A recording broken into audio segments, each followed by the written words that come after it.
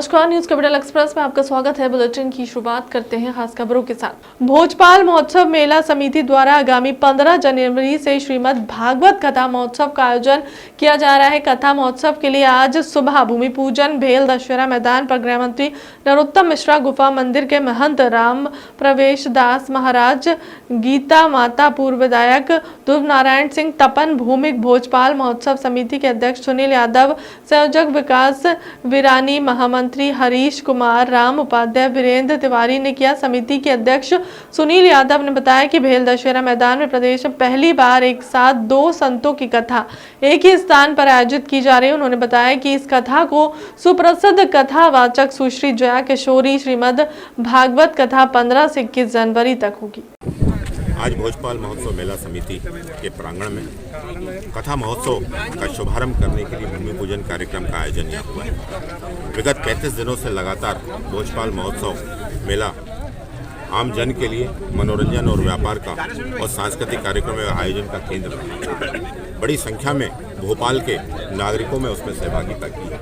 इस बार लेकिन अनूठे कार्यक्रम के माध्यम से आध्यात्मिक धार्मिक रसगंगा बहाने के लिए भोजपाल महोत्सव मेला समिति ने यहाँ पर श्रीमद् भागवत कथा और श्री राम कथा का आयोजन किया है। आज उसका भूमि पूजन हुआ है। मध्य प्रदेश शासन के सम्मानीय मंत्री आदरणीय नरोत्तम मिश्रा जी, वरिष्ठ मंत्री आदरणीय भूपेंद्र सिंह जी, भोपाल की माननीय महापौर मालती राय जी, भोपाल के पूर्व विधायक ध्रुव नारायण सिंह जी, आदरणीय तपन भूमिक जी, ऐसे सभी वरिष्ठ लोगों ने आज महंत श्री राम प्रवेश द्वार जी के सानिध्य में आज पूजन किया है। पूरी मेला समिति आज यहाँ पर पूजन के माध्यम से भोपाल के नागरिकों को आमंत्रित करती है कि आए इस धर्म सभा का लाभ लें। बड़ी संख्या में यहाँ पे युवा साथी जो भोपाल में विद्यार्थी पढ़ते हैं उनको इस कथा में आमंत्रित किया जा रहा है। संचालक, विश्वविद्यालय संचालक, कॉलेज संचालक, स्कूल संचालक, व्यापारिक प्रतिष्ठान, चैम्बर ऑफ कॉमर्स से लेके ऐसे सभी समाज के बड़े संगठन के पदाधिकारियों ने इसमें आने का हमें संदेश दिया है। वो सभी लोग इसमें समाहित होंगे और ये भोपाल का एक बड़ा आयोजन बनेगा। आप सभी के माध्यम से मैं भोपाल की जनता से अपील और निवेदन करना चाहूँगा, कृपया पधार कर धर्म लाभ प्राप्त करें। मेला जो है ये प्रत्येक वर्ष केवल मेला करती थी और मेले के माध्यम से हम एक सांस्कृतिक संदेश लोगों को देते थे, लेकिन इस वर्ष इसको आध्यात्मिक की ओर मोड़ा है हमारे दोनों ही भाइयों ने। इसके परिणाम स्वरूप हम सबका सौभाग्य है कि देश के मूर्धन्य कथावाचक जया किशोरी जी और राम भद्राचार्य जी को आप सबको मालूम है आंखों से दिखता नहीं है। आंखों से ना दिखते हुए वो चित्रकूट संस्कृत विश्वविद्यालय के वाइस चांसलर हैं और अपने मध्य प्रदेश ही नहीं बल्कि संपूर्ण विश्व के अंदर उनका नाम है। मैं भोजपाल मेला समिति और विशेषकर मेरे छोटे भाई सुनील जी, उनको बहुत बहुत धन्यवाद दूंगा कि विकास जी के मार्गदर्शन में और इस काम को और अधिक गति देंगे। और जैसा कि आज बताया गया है कि ये जो हमारी कलश यात्रा होगी ये भी अपने आप में कीर्तिमान स्थापित करने वाली होगी। मैं भारतीय जनता पार्टी की ओर से सबको बहुत बहुत शुभकामनाएं देता हूं कि इस कार्यक्रम को यश मिले। इसी आशा और विश्वास के साथ धन्यवाद। आज भोजपाल महोत्सव मेला समिति द्वारा भेल दशहरा मैदान गोविंदपुरा पर श्रीमद् भागवत कथा एवं श्री राम कथा, जिसमें हमारे देश के प्रसिद्ध कथावाचका पूज्य जया किशोरी जी और हमारे जगत गुरु श्री राम भद्राचार्य जी महाराज जी द्वारा यहाँ अपनी कथा का वाचन किया जाएगा। आज जिसके तहत आज हम लोगों ने भूमि पूजन किया। हमारे बीच में भूमि पूजन करने के लिए हमारे भोपाल शहर के हिंदू समाज के गौरव गुफा मंदिर के महंत आदरणीय राम प्रवेश दास जी महाराज, जिनके सानिध्य में मध्य प्रदेश सरकार के गृह मंत्री आदरणीय नरोत्तम मिश्रा जी, मध्य प्रदेश के नगरीय मंत्री आदरणीय भूपेंद्र सिंह जी, हमारे भाजपा के वरिष्ठ नेता आदरणीय तपन जी भाई साहब, हमारे वरिष्ठ नेता ध्रुव नारायण सिंह जी, जिनने आज हमारे यहाँ इस भोजपाल महोत्सव मेला के द्वारा आयोजित श्रीमद् भागवत कथा राम कथा हेतु भूमि पूजन किया। और आने वाले दिनों में 15 तारीख को हमारी भव्य कलश यात्रा निकलेगी और 15 तारीख से ही हमारी श्रीमद् भागवत कथा शुभारंभ होगा।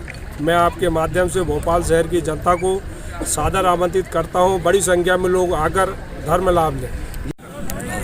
आज यहाँ पर जो जो श्रीमद् हेलो। भागवत कथा आए हुए सभी अतिथियों से मेरा आग्रह है कि स्वल्प आहार का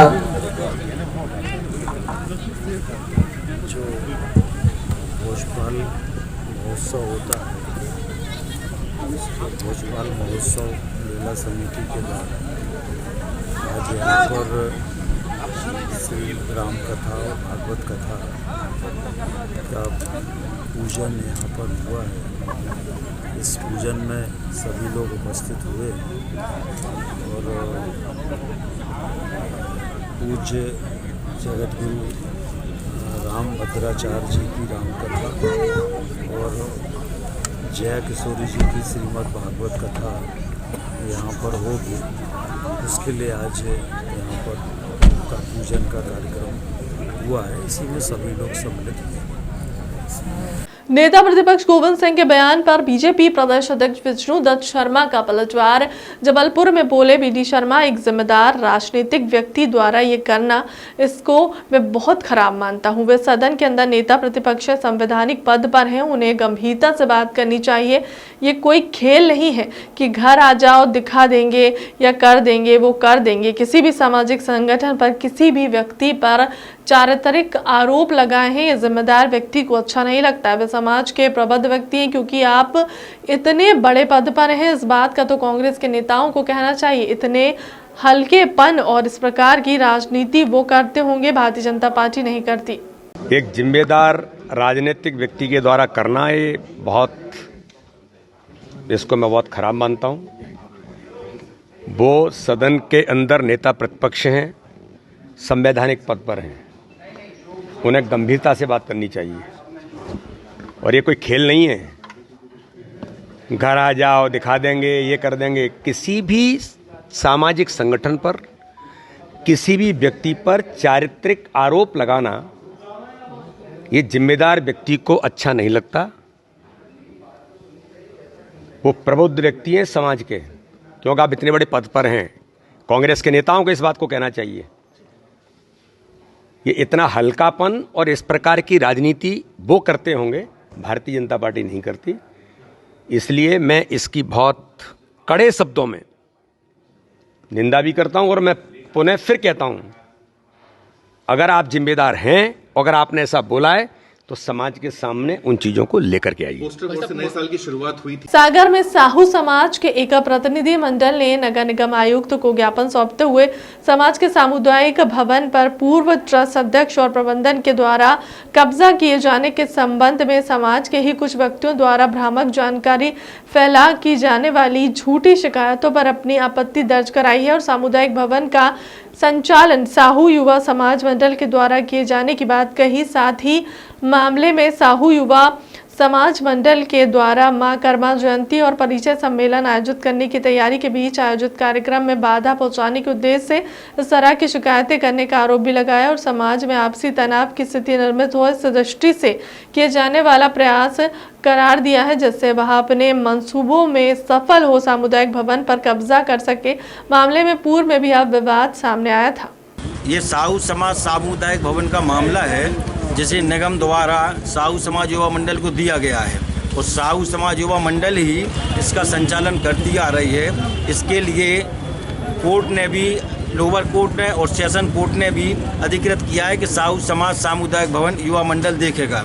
मगर कुछ समाज विरोधी लोग अशोक साहू चकिया, संतोष बालाजी और तथा शैलेंद्र गुजराती, ये लोग हम लोगों पर आरोप लगा रहे हैं कि ट्रस्ट के ईश्वरलाल साहू और जगन्नाथ गुरैया साहू समाज सामुदायिक भवन कर कब्जा किए हैं। ये कतई बिल्कुल गलत है। उसका हम लोग ज्ञापन दे के आए हैं कि नहीं, साहू समाज सामुदायिक भवन पूरा युवा मंडल का है, युवा मंडल की उसका संचालन कर रहा है। ट्रस्ट में हम लोगों का किसी प्रकार का कोई हस्तक्षेप नहीं है। अभी पूर्व में साहू समाज के साथ चुनाव हुए थे, तो उसमें क्या निष्कर्ष निकल के आया था? नहीं, चुनाव तो हम लोगों के बहुत पहले हुए थे, उसमें भी साहू समाज ट्रस्ट में हम लोग ही अधिकृत हैं। और अभी मार्च 2022 में साहू समाज युवा मंडल के चुनाव हुए थे, उसमें पुनः खेमचंद साहू को अध्यक्ष, शुभम साहू को उपाध्यक्ष एवं पूरी युवा मंडल की कार्यकारिणी को चुना गया था मार्च 2022 में, जो 2022 से लेकर 2025 तक कार्य करेगी।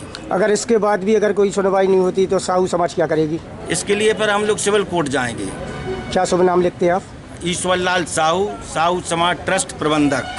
सागर में शहर महिला कांग्रेस संगठन के द्वारा लगातार दूध के दामों में किए जाने वाली मूल्य वृद्धि सहित बढ़ती महंगाई के मुद्दों पर सरकार को घेरने के लिए शहर महिला कांग्रेस के अध्यक्ष की अगुवाई में 3 मड़िया चौराहे के पास धरना प्रदर्शन कार्यक्रम आयोजित किया गया। आयोजित धरना प्रदर्शन कार्यक्रम के माध्यम से महंगाई के मुद्दों पर जमकर भाजपा सरकार के खिलाफ धरना प्रदर्शन में शामिल महिलाएं और अन्य कांग्रेस जनों ने भाजपा सरकार के खिलाफ बढ़ती महंगाई पर आक्रोश व्यक्त करते हुए होने वाली परेशानी पर खूब खरी खोटी सुनाई और भाजपा की कथनी और करनी में अंतर को स्पष्ट करते हुए सबका विकास के सबका साथ उसके दावे पर सवालिया निशान भी लगाया। महंगाई से बस में चलती है और आज अब इन्होंने दूध के दाम बढ़ा दिए हैं, सिलेंडरों के दाम बढ़ा दिए हैं। एक महिला से पूछो कि वो अपना घर कैसे चलाती है, कैसे अपने बच्चों को पालती है और कैसे बच्चों को पढ़ाती है। उसके बाद भी नौकरियां नहीं मिलती। उनके बच्चे कहीं ऑटो चलाते हैं, कहीं सड़कों पे काम करते हैं, छोटे छोटे दुकानें खोलते हैं और किस तरह कर्जा लेके अपनी दुकानें खोलते हैं। जनता से पूछो, ये सरकार उल्टे सीधे माध्यमों से चुनाव जीत जाती है और हमारी सरकार जो इसके खिलाफ खड़ी होती है तो कांग्रेस सरकार के खिलाफ इन लोग मीडिया में पता नहीं क्या क्या बताते हैं और बोलने नहीं देते हैं लोगों को और अपने वैल्यू कम कर देते हैं। जब कोई सरकार कांग्रेस के लोग बोलते हैं तो उन्हें बोलने का मौका नहीं दिया जाता है और भ्रष्ट सरकार है ये और इसमें गुंडागर्दी फूट फूट के भरी हुई है। मैं अपनी इतनी बात कह के विराम करती हूँ।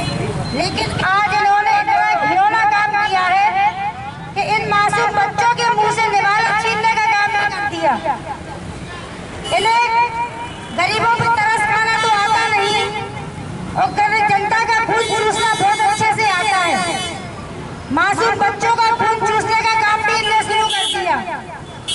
तेल के दाम बढ़ाए, गैस के दाम बढ़ाए, डीजल पेट्रोल के दाम बढ़ाए, बचा रह गया था दूध तो उस पर भी दाम बढ़ा दिए। ये निचोड़ के जनता को जाने कहां से ले जाना चाहती है। इस देश को बर्बाद करके रख दिया इस सरकार ने।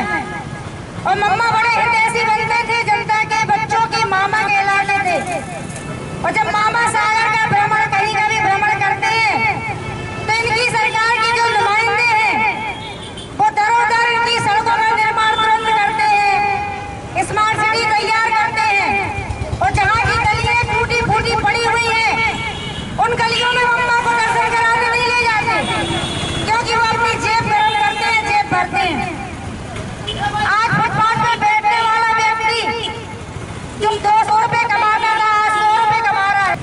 आज अब लोग महिला संघ महिला अध्यक्ष लोग बैठे हैं, इसलिए बैठे हैं कि जो सबसे ज़्यादा है दूध की महंगाई, तेल की महंगाई और सब चीज़ की महंगाई सबसे ज़्यादा महिलाओं को झेलना पड़ता है। महिलाओं को पूरा घर का कारोबार सब संभालना पड़ता है। जो महिलाएं सबसे ज़्यादा दिक्कत में हैं वो दूध से हैं, क्योंकि शहरों में भी सबसे ज़्यादा दूध पैकेटों में बेचा जाता है। वो उनकी मजबूरी है कि इतना महंगा होने के बावजूद भी उन्हें लेना पड़ता है। आजकल सांची का दूध 50 रुपये बढ़ा दिया प्रति लीटर, 50 रुपये लीटर बढ़ा दिया और गोल्ड का उसका 63 रुपये लीटर। हर चीज़ में महंगाई, तेल गैस सब चीज़ तो भुगत ही नहीं है। उसके साथ बच्चे, बेचारे बच्चे जिनके पोषण दूध से हो जाता था, पूरी पूर्ति पोषण आहार की हो जाती थी, वो तक नहीं मिल रहा। अब उनको वो भी पिलाने में दिक्कत हो रही है। और पोषण आहार का आपने पहले भी घोटाला सुना होगा, जो आंगनबाड़ी से उनको पोषण आहार की मुहैया करा दिया जाता था, वो तक उसमें घोटाला करके बेचारे बच्चों तक वो पोषण आहार भी नहीं पहुँचा। और अब सबसे ज़्यादा हम लोग महिलाएं जो करती हैं दूध का, बच्चों को किसी तरह से दूध पिला देती हैं कि उनका पूरा पोषण आहार उससे पूरा हो जाए,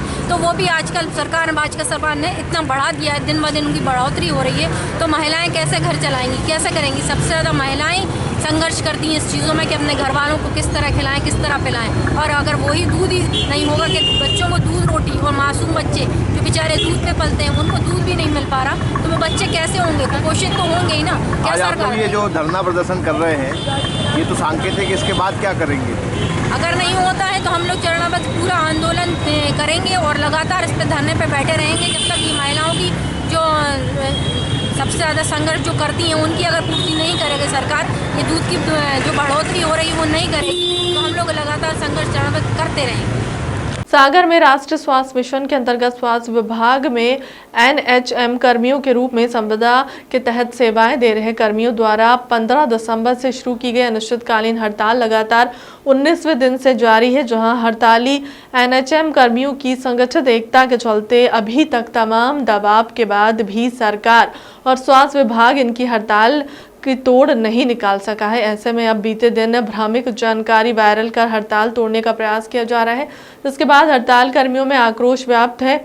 तो वहीं उन्होंने मामले में अपनी एकता का परिचय देने अनिश्चितकालीन हड़ताल के तहत जारी धरना प्रदर्शन पंडाल में बड़ी संख्या में उपस्थित होकर सरकार के खिलाफ खूब हुंकार भरते हुए नारेबाजी की और अपनी 2 सूत्रीय मांगे पूरी नहीं होने तक किसी भी सूरत में पीछे हटने से इनकार कर अनिश्चितकालीन हड़ताल जारी रखने की बात कही। संविधान एकता प्रदेश के हित में करेंगे काम, प्रदेश के हित में करेंगे काम, प्रदेश के हित में करेंगे काम, शौक नहीं मजबूरी है, शौक नहीं, सभी लोग हाथ उठाएंगे, शौक नहीं मजबूरी है, आश्वासन नहीं आदेश चाहिए, अशोक जिंदाबाद, हमको परमानेंट कब करोगे, हमको परमानेंट कब करोगे, हमको परमानेंट कब करोगे, मामला संविदा से डरता है, मामला संविदा से डरता है, मामला संविदा से डरता है, NHM कर्मी करे पुकार, NHM कर्मी करे पुकार। 15 दिसंबर 2022 से अनिश्चितकालीन हड़ताल पर बैठे हैं और हमारी 2 सूत्रीय मांगे हैं प्रशासन से, और जब तक हमारी मांगे पूरी नहीं होंगी हम सभी इसी तरह अपनी हड़ताल को जारी रखेंगे। और मैं आपको बता दूं कि कल रात्रि के समय जो हड़ताल को समाप्त करने का जो पत्र जारी किया गया है, हम सभी 52 जिलों के 51 जिलों के सभी लोग उसका खंडन करते हैं और हमारी नारी शक्ति और पूरा संविदा स्वस्थ परिवार इसी तरह से हड़ताल को जारी रखेगा। क्या मांगे हैं आप लोगों? हमारी 2 सूत्रीय मांगे हैं। एक तो हम लोग को परमानेंट किया जाए और जो भी हमारे साथी निष्कासित किए गए हैं उनकी बहाली को लेके हमारी मांगे हैं। 2 सूत्रीय। पूर्व में भी आप लोगों ने अनशन किया था, उसमें भी सुनवाई नहीं हुई, अगर इस बार भी सुनवाई नहीं होगी तो क्या कदम उठाएंगे? इस बार देखिए, पूर्व में जैसे हम लोग को आश्वासन देके सिर्फ मंत्री जी द्वारा आश्वासन दिया गया था कि आपकी मांगे पूरी करी जाएंगी, वो आज दिनांक तक उसमें किसी भी तरह का मंत्री जी से अभी तक ना हमको किसी मंत्री से आश्वासन दिया गया है और ना ही इधर आके हम लोग से हड़ताल स्थल पे आके ना ही कोई सहानुभूति दी गई है। तो जैसे पिछली बार उन्होंने आश्वासन के जरिए हमारी हड़ताल को स्थगित किया था,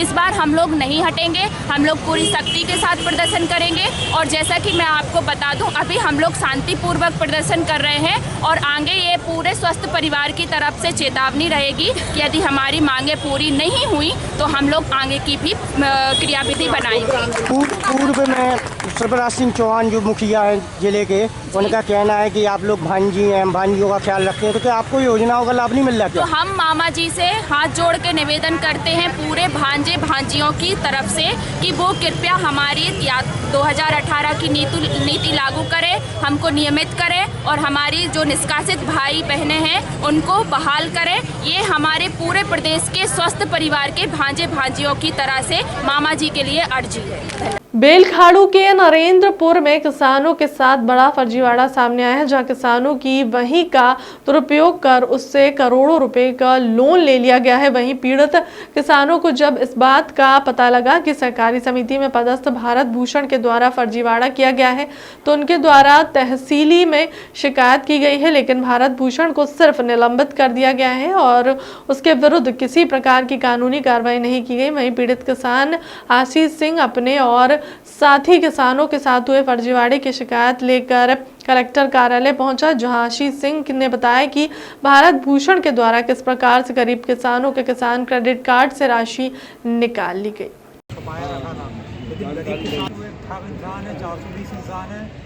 और राजनीति रसूख के कारण अभी भी बाहर शासन से मैंने कई आवेदन किए कि उस पर ठोस कार्रवाई की जाए, लेकिन अभी तक कोई ठोस उसके ऊपर एक्शन नहीं लिया गया है। इसलिए महोदय से निवेदन है कि बैठाई जाए और उसके द्वारा जो भ्रष्टाचार गरीब किसानों के साथ किया गया उनको न्याय दिलाया जाए। आप थोड़े पन्ने देखते रहो। आओ। अरे ये वो भैया हैं जिनसे उसने गरीब किसानों से पैसा निकाला है, कार्ड हैं, वो डायरी है और ये वो कॉपी है। छोटे वाले जो यहाँ आया है इस कांड को अंजाम दिया रहा है उनके सहयोग के माध्यम से। दूसरा 1 नंबर का साथिल 420 आदमी है जिसने लाखों करोड़ और यहाँ चूँकि राजनीति रसूख रखता है, विधायकों के पैर पड़ के पैसा भी पहुँचाता है, वहाँ पे एक्शन नहीं लिया जाता। चलो आप बता रहे हो, ठीक है, 1 मिनट शॉर्ट में बताना। 1 करोड़ का घोटाला हुआ, उसमें जो मुख्य आरोपी है भारत भूषण, ये उसके वो सबूत हैं कि घोटाला करके वो गायब रहा और बोलते हैं कि वो एक ठग इंसान है, 420 इंसान है और राजनीति रसूख के कारण अभी भी बाहर खुलेआम घूम रहा है। शासन से मैंने कई आवेदन किए कि उस पर ठोस कार्रवाई की जाए, लेकिन अभी तक कोई ठोस उसके ऊपर एक्शन नहीं लिया गया है। न्याय दिलाया जाए। आप थोड़े पन्ने देखते रहो ना, ऐसे पलटाते रहो। मुँह में कागज दबा। हाँ, ऐसे पकड़ के देखते रहो। अरे ये वो भैया हैं जिनसे उसने गरीब किसानों से पैसा निकाला है, ये वो रिकॉर्ड हैं, वो डायरी है और ये वो कॉपी है जहाँ से छोटे वाले जो यहाँ आया है इस कांड को अंजाम दिया रहा है उनके सहयोग के माध्यम से। नीचे कर लूँगा। 1 मिनट जी, आज कलेक्ट्रेट का शिकायत लेकर आए हैं, क्या समस्या, कहाँ से आए? हाँ सर, मैं जबलपुर कांचघरी में रहता हूँ, लेकिन ये जो गांव नरेंद्रपुर में 1 करोड़ का घोटाला हुआ है जिसका मुख्य आरोपी भारत भूषण सिंह है। इसने नकली किसान बना के फर्जी खसरे पे नाम चढ़ा के और लाखों करोड़ों का गबन किया और ये वो लेटर है जिससे उसने जिस नकली अपने ड्राइवर को किसान बना के उसी के अकाउंट से सारा पैसा हेर फेर करता रहा। ये जांच मैंने कलेक्टर महोदय को 22-21 को दी रही, लेकिन अभी तक कोई भी ठोस कार्रवाई उसके ऊपर एक्शन नहीं लिया गया। मैं पूछना चाहता हूं कि क्या राजनीति रसूख के कारण एक अपराधी खुलेआम ऐसे अपराध करता रहेगा तो इसमें कानून व्यवस्था का मजाक उड़ेगा। तो मैं यही चाहता हूं कलेक्टर महोदय से कि इसकी ठोस जांच की कार्रवाई की जाए और अपराधी को सज़ा दी जाए। क्या करता है ये उसी संस्था में मैं इसी ग्राम नरेंद्रपुर में पद पे था, उसके दौरान इसने घोटाले किए थे, अकूत संपत्ति बनाई थी, कारें खरीदी नहीं और आज भी चूँकि बाहर हो चुका नौकरी से, लेकिन ये एक प्रकरण इस पे है, लेकिन अभी भी ठोस कार्रवाई इस पे नहीं हो रही। लगभग कितने किसानों की जो है करीब इसने 100 किसानों के साथ धोखा किया है। ये रजिस्टर बताता है, इसमें पूरा विवरण है और ये बहियाँ पड़ी हैं, ये बताता है कि इसने इतना घोटाला करके गरीब किसानों के साथ छल किया। मैं इस दोषियों के खिलाफ कार्रवाई चाहता हूँ। नाम भारत भूषण के खिलाफ एक्शन सरकारी एजेंसियाँ इसके लिए। मेरा नाम आशीष सिंह है, मैं कांचघर में रहता हूँ और ये भारत भूषण के खिलाफ विद सबूत हैं, इसके बाद ठोस कार्रवाई की जाए। कलेक्टर महोदय से निवेदन है, प्रशासन से निवेदन है कि गरीबों के साथ होने वाले छल कपट में चाहे कोई भी इंसान हो, उस पर कठोर कार्रवाई की जाए। कुरबई विधानसभा क्षेत्र में लगातार अवैध उत्खनन जारी, जहां सीएम शिवराज की बातों का कोई असर देखने को नहीं मिल रहा। जबकि विदिशा जिला सीएम शिवराज का गृह जिला माना जाता है, कुरबई विधानसभा क्षेत्र में 1 दर्जन से ज्यादा अवैध घाटों पर रेत का कारोबार थमने का नाम नहीं ले रहा है। दर्जनों अवैध घाटों पर रेत का अवैध उत्खनन का खेल जारी। इस संबंध में जब भी जिम्मेदार अधिकारियों से चर्चा की है तो अधिकारी बचते नजर आते हैं। बताया गया है कि अवैध उत्खनन के इस खेल में कई बड़े नेता शामिल है, इस कारण अवैध उत्खनन पर कोई कार्यवाही नहीं की जा रही है। यही कारण है कि इस कारोबार पर आज तक ना तो रुकावट आई है और ना ही इन्हें कानून का भय है। जो ढंग से नहीं करता वो ठीक नहीं है किसी भी हालत में, इसलिए मैं जिला योजना अधिकारी को सस्पेंड करता हूं। ऐसे व्यक्ति की जरूरत नहीं, जो ढंग से काम करे उसकी जरूरत है। कुछ मामले आए हैं हमारे पास अलग अलग, एक का मैं वो कमिश्नर कलेक्टर को दूंगा। उनमें से कुछ मामले हैं जैसे राजस्व रिकॉर्ड में नाम परिवर्तन, अब ये छोटे छोटे काम। एसडीएम कौन है, ये फटाफट होने चाहिए। अगर ये आवेदन मेरे पास आते हैं तो इसका मामला है कि तहसील में सब कुछ परफेक्ट नहीं है। लगातार अवैध उत्खनन चलता रहता है, क्या वजह है कि मतलब राजनीतिक दबाव के चलते कि कार्रवाई वहाँ पर नहीं होती? नहीं, कुरवाई में भी हम लोगों के द्वारा कार्रवाई की जाती है और जैसे आपके द्वारा बताया गया कि अभी कुरवाई में भी अवैध उत्खनन चल रहा है, तो हम लगातार कार्रवाई कर रहे हैं और किसी प्रकार का कोई राजनीतिक दबाव नहीं है हमारे ऊपर। सागर शहर के कटरा मुख्य बाजार में यातायात की सुगमता के लिहाज से जिला प्रशासन के द्वारा बीते दिनों एक महत्वपूर्ण निर्णय लिया गया है, जिसके तहत कटरा क्षेत्र को फ्री हाथ ठेला जोन बनाए जाने का निर्णय लिया गया था। साथ ही दावा किया जा रहा है कि बनाई जा रही नई व्यवस्था के तहत बहुत हद तक शहर के मुख्य बाजार का यातायात दुरुस्त नजर आएगा, पर मैदानी स्तर पर इस निर्णय पर अमल होगा, इसको लेकर ना तो यातायात पुलिस के अमले द्वारा और ना ही जिम्मेदार नगर निगम प्रशासन द्वारा मैदानी रसातल पर कोई प्रयास किए जा रहे हैं, जिसके चलते प्रमुख बाजार कटरा क्षेत्र पर जहां हाथ ठेलों की गिरफ्त से घिरा नजर आता है, वहीं सब्जी फल के हाथ ठेले तो दिन भर मुख्य सड़क पर जमघट लगाए नजर आते हैं। कि ठंड की लकड़ी वगैरह का मतलब इंतजाम किया जाए, जिससे पब्लिक को दिक्कत ना जाए, बूढ़े लोगों को तापने में सुविधा हो सके। ये हार्ड कपाने वाली ठंड है और इसमें इस बात का ध्यान रखना चाहिए कि ज़्यादा बुजुर्ग लोग ज़्यादा जल्दी ना उठें, क्योंकि कोहरा ज़्यादा रहता है और कोहरा में क्या होता है कि आजकल ब्रेन अटैक भी हो रहा है और हार्ट अटैक भी हो रहा है। खून एकदम उस पर सर्वाइव करता है और गाढ़ा हो जाता है तो क्लॉटेड बन जाते हैं। तो ऐसी स्थिति से बचने के लिए लोग अलाव का सहारा लेते हैं। देहातों में भी लोग अलाव जला देते हैं तो धुंध खत्म हो जाती है, कोहरा का असर कम हो जाता है। इसके बाद धीरे धीरे बच्चों को भी इस बात का ध्यान रखना चाहिए कि आँख, नाक, मुंह, गला ये बंद करके रखें। ये सेंसरी आर्गन वाले हिस्से हैं, गले के ऊपर के जितने हिस्से हैं उसमें ठंड का प्रभाव आता है। ज़्यादा ठंड में हमें आंसू भी आते हैं, कान में से भी भरभराहट की आवाज़ आती है और मुंह में और नाक में इस समय जो क्या है धुआं सा निकलता है, ये कोल्ड कहलाता है। अभी जो 2 दिन से जो ठंड पड़ रही है, किस तरीके की ठंड हो रही है? ये काफ़ी हार्ड कपाने वाली ठंड है और इससे बचना चाहिए। प्रारंभिक ठंड है, हमारा शरीर समतापी है, ज़्यादा ठंड और ज़्यादा गर्म क्रम से बढ़ते जाना चाहिए या कम होना चाहिए। ठंड का या तो कम हो या एक ठंड का क्रम से बढ़ता जाए तो हम शरीर को एब्जॉर्ब कर लेते हैं, बाकी कि सडन हम एब्जॉर्ब नहीं कर पाते। इसलिए सडन परिस्थिति जो ऐसी हुई है इसमें अपने बचाव के लिए टोपर लगाइए, बच्चों को टोपर लगाइए, कान में फुइये लगाइए, और जब थोड़ा सा मॉइस्चर कम हो तब निकलिए। दौड़ लगाना, युवाओं को दौड़ लगाना चाहिए, पैदल चलना चाहिए ज़्यादा, तो इससे क्या हो जाएगा उनके शरीर का तापमान सम होता रहेगा, कम नहीं हो पाएगा।